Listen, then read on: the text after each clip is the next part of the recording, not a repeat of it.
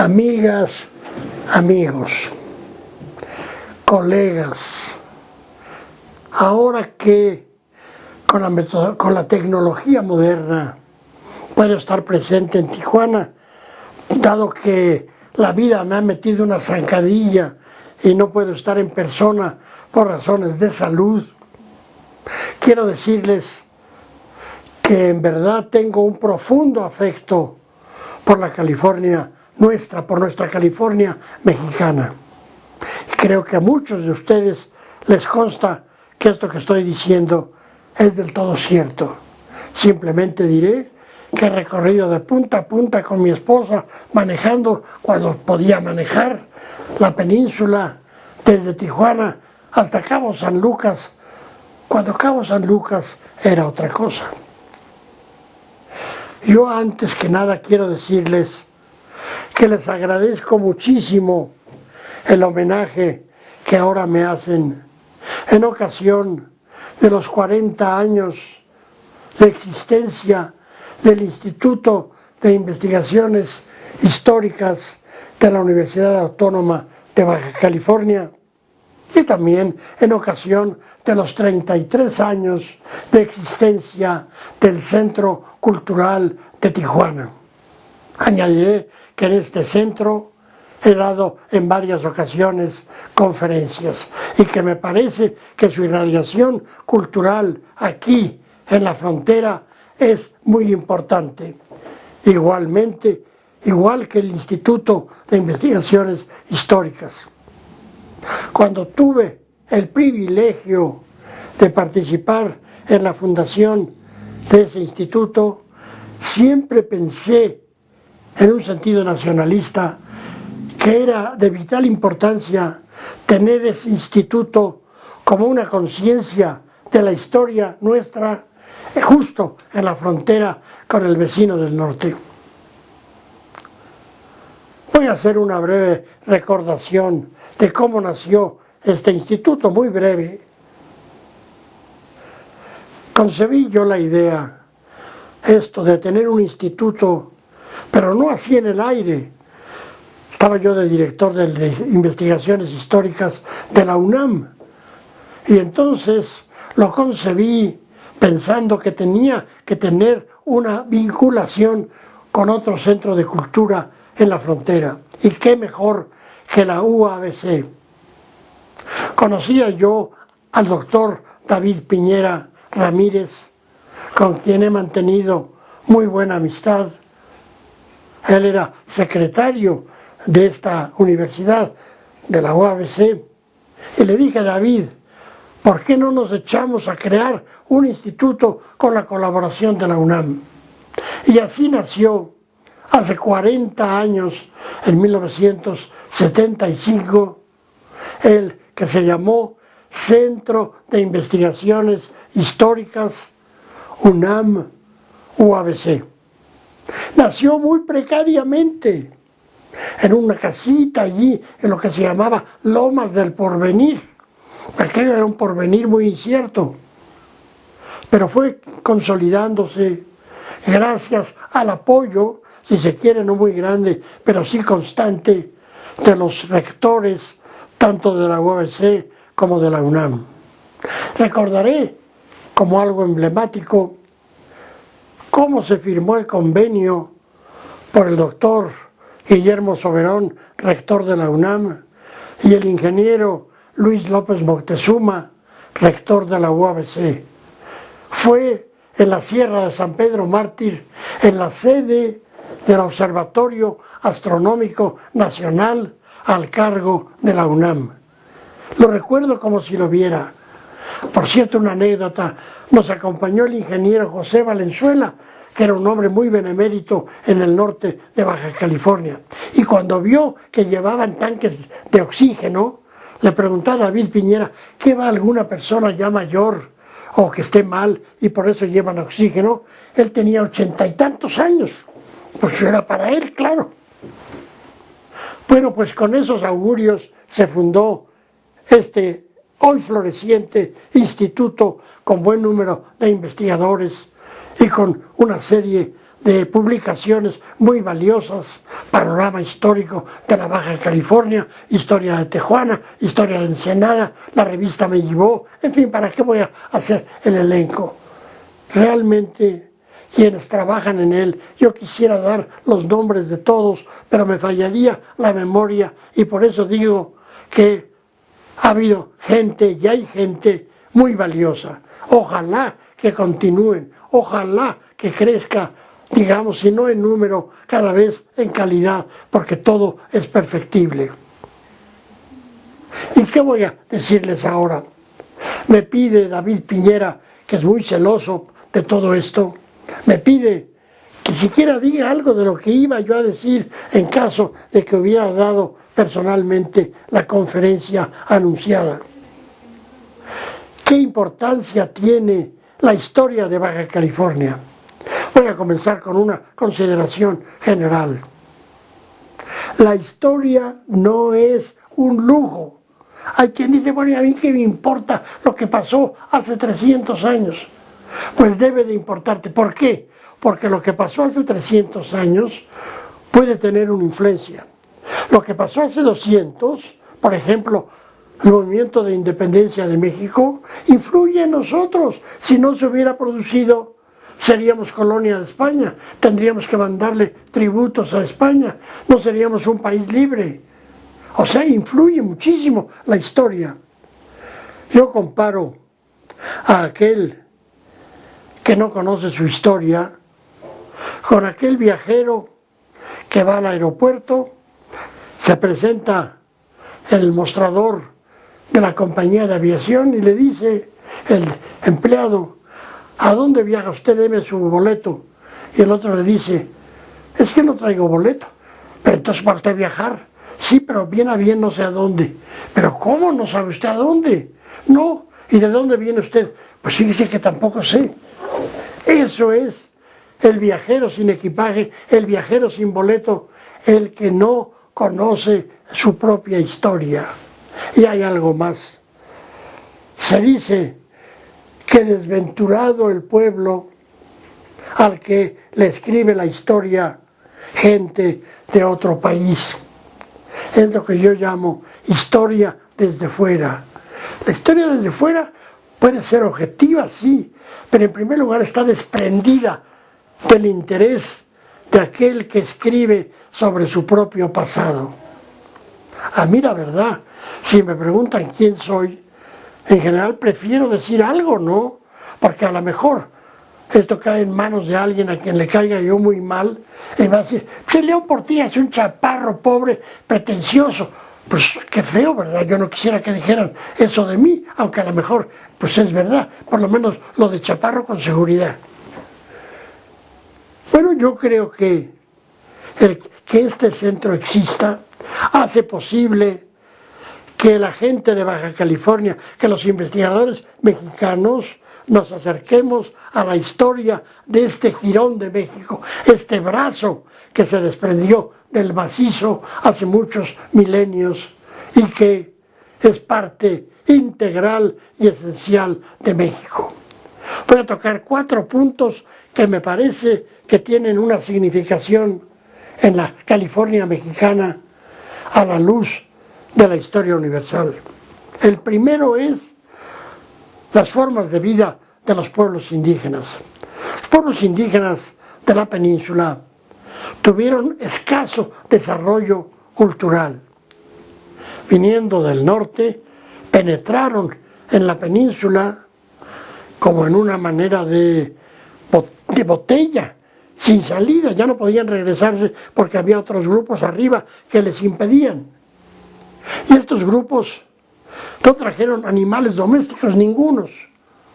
Y estos grupos, en su escaso desarrollo, vivían en abrigos rocosos, eran recolectores, no sembraban, no conocían la agricultura, pero sí recogían pitahayas y una serie de cactus, y de eso vivían. Sí, los que estaban cerca de la playa, que les llamaban playanos, tenían siquiera pescados. Hay unos dibujos muy bonitos de un inglés, Shelbock, en que pinta a una mujer y a un hombre pericúes en sus balsas con unos pescados que hasta dan hambre hoy día. No tenían ellos tampoco cerámica, sino que en los bules, en el estómago de los animales, allí echaban agua y hierbas y otras cosas.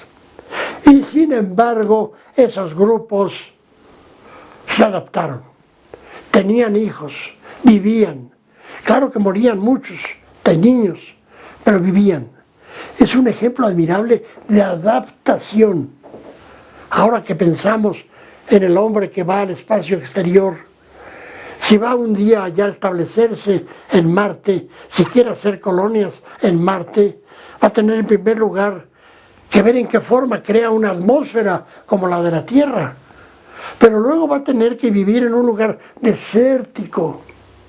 Pero además de tener que formar una atmósfera para poder respirar, dado que en Marte hoy por hoy no hay vegetación, dicen que hay agua, pero no mucha, y es una cosa desértica, ¿cómo puede vivir allí el hombre? Yo creo que ahí está una lección para la historia universal. Estudiemos cómo los pericúes, los guaycuras, los cochimíes se lograron adaptar a un medio difícil como fue el de Baja California. Sobre todo piensen, por ejemplo, en el desierto de Sebastián Vizcaíno, que es sumamente seco. Hay lugares más apacibles, desde luego, tanto en el norte, la Sierra Juárez, la Sierra de San Pedro Mártir, la Sierra de la Laguna en el sur. Pero hay lugares que no. Hay oasis preciosos como el de San Javier, como el de San Ignacio, como el de Mulegé. Pero hay otros que no. Entonces, estudiar cómo el ser humano incluso se convirtió en artista y pinta los centenares de lugares con pinturas rupestres maravillosas. El legado de los pintores prehispánicos de Baja California. Vamos a pasar a otro capítulo.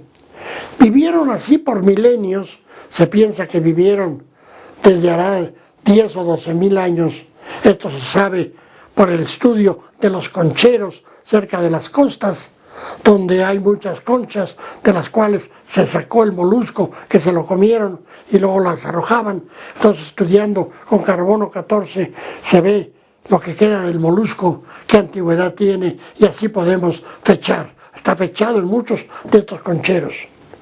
Bueno, pues vivieron así milenios hasta que llegaron los europeos, ocurrió el encuentro de dos mundos. Hernán Cortés conquistó Tenochtitlan. Hernán Cortés envió a un capitán a las costas del Pacífico y ahí le dijeron, es que más allá del mar hay una isla enorme, poblada toda de mujeres, con perlas y oro. Y Cortés dice, pues yo voy ahí. Manda capitanes, no logran nada. Y entonces en 1535 se embarca él saliendo de Sinaloa y llega a la bahía de La Paz, que llamó de Santa Cruz, porque llegó el día de la Santa Cruz, 3 de mayo de 1535. ¿Y qué pasa? Que establece contacto, un primer contacto. Estuvo casi un año allí, se les acabaron los bastimentos, estuvieron a punto de morir todos.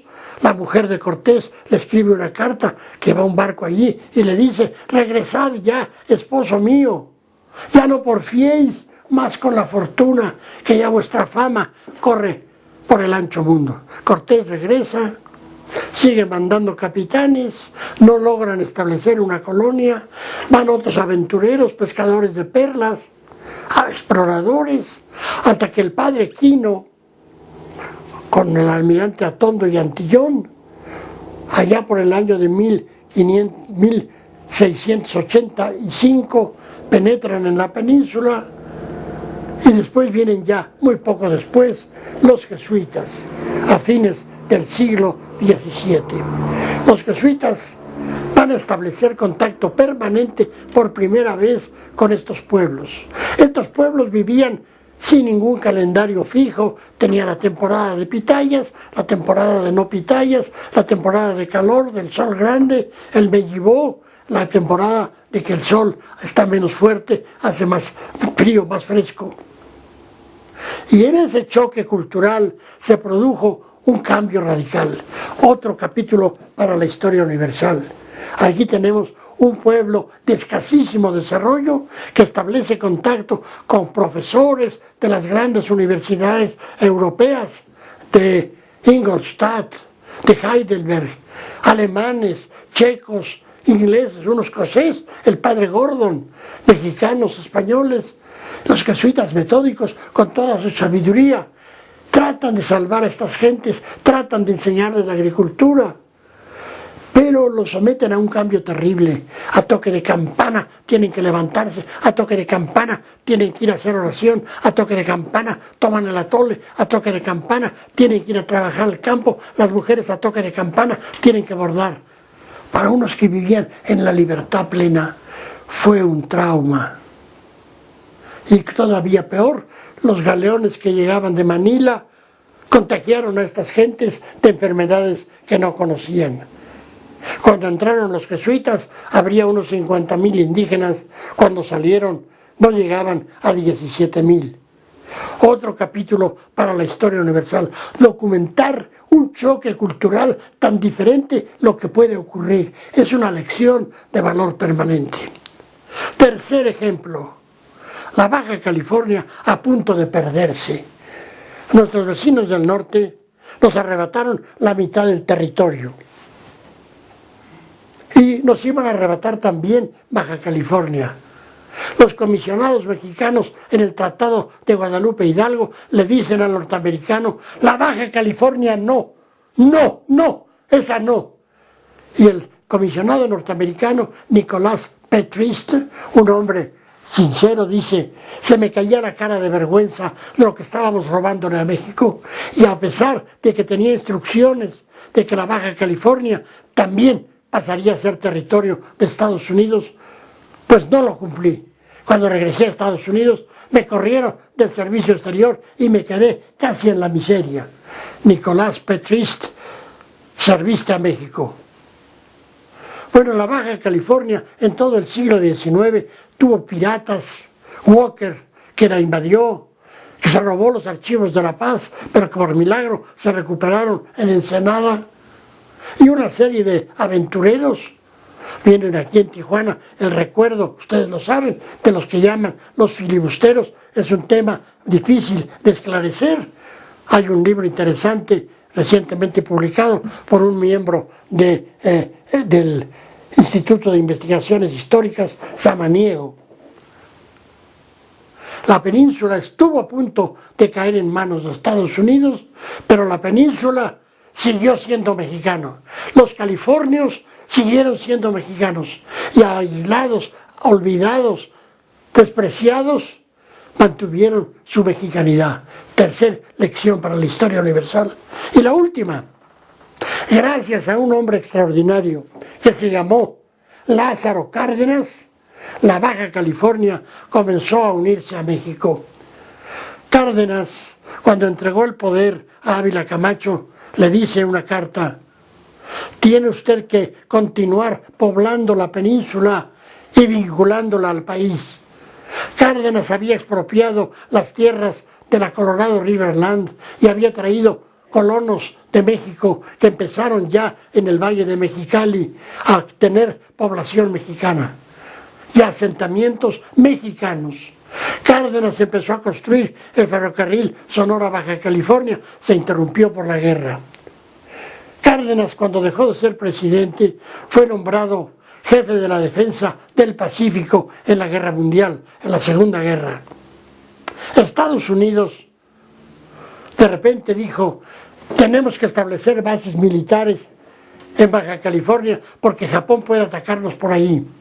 Le avisan a Cárdenas, el gobernador, el señor Rico se llamaba, y Cárdenas se traslada corriendo a Ensenada, y entonces, viendo que ya allí en la línea había tanques, cañones, tropas que pretendían pasar para establecer bases, se acerca a la línea: quiero hablar con el comandante norteamericano, el general DeWitt.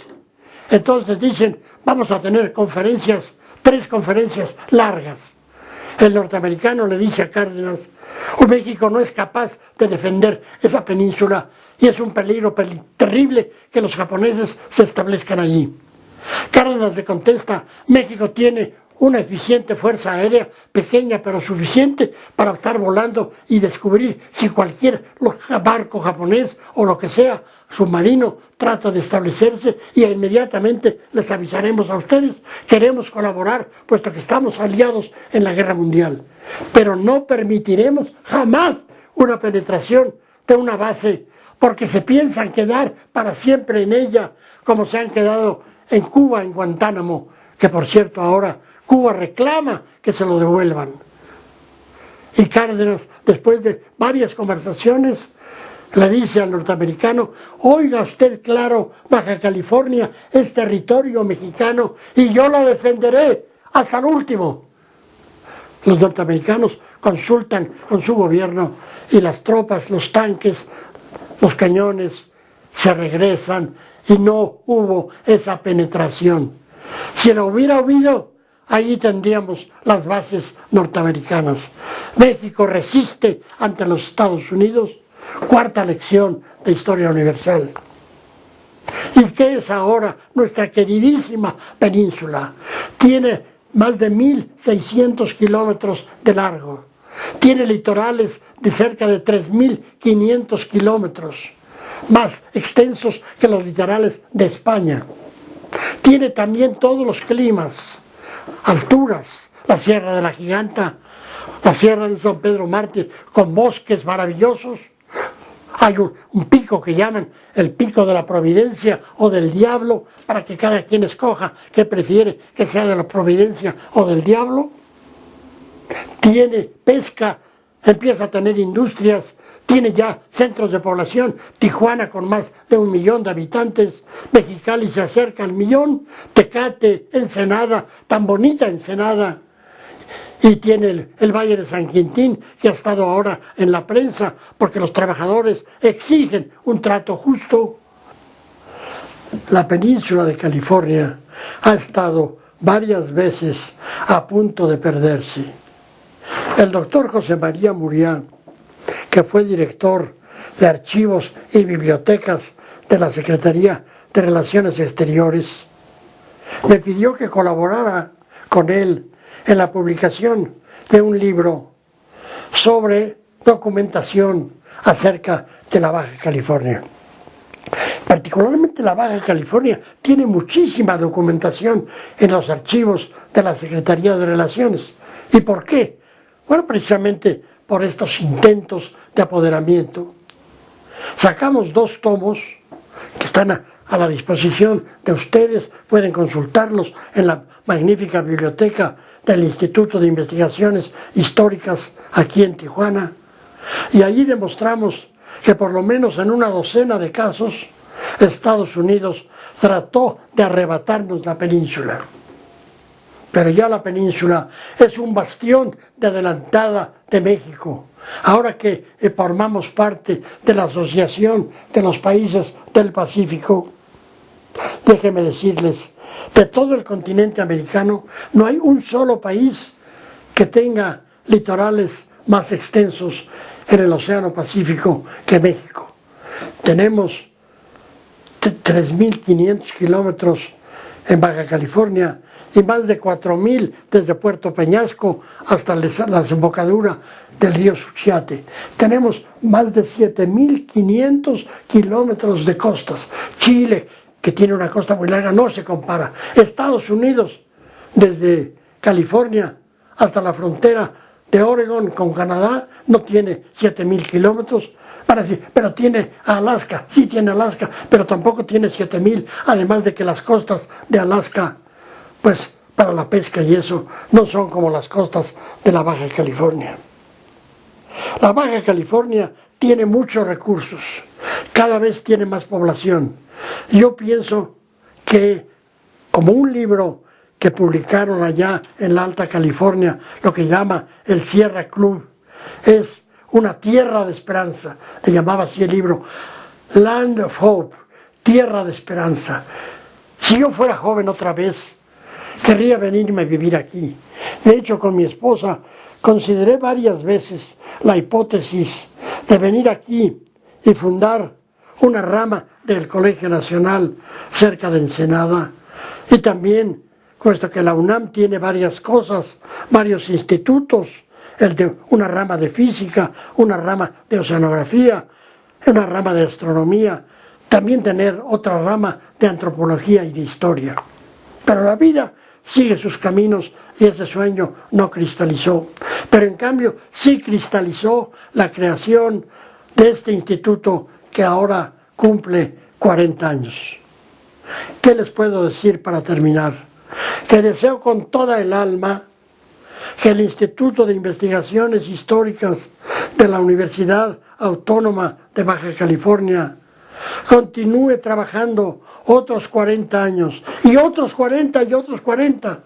Qué bonito, porque en náhuatl, que contaban por veintenas, diríamos que ahora este instituto tiene 2 veintenas o un poali xihuitl. Y yo creo que va a tener muchos poalis, muchas veintenas. Quiero felicitar, por un lado, al ingeniero Luis López Moctezuma, que puso grande entusiasmo en la creación de este instituto. Quiero también evocar, está en México, no pudo venir por razones de salud, el doctor Guillermo Soberón, que fue rector de la UNAM. Y quiero felicitar a mi querido amigo David Piñera Ramírez, que ha sido el alma, que ha luchado aquí con otros. Nada más mencionaré a uno, al doctor Cepeda, a Lucina León. ¿Para qué voy a seguir? No quiero caer en omisiones. Sigan trabajando. Están desempeñando una labor muy noble. Están reafirmando la mexicanidad de Baja California. Y lo mismo, en otro sentido, el CECUT, el Centro Cultural de Tijuana, lo hace difundiendo desde aquí, en su museo, en sus conferencias, en sus actividades, la cultura mexicana. ¡Viva Baja California! ¡Viva México! Queridos amigos, mucho gusto me dio hablarles. Adiós.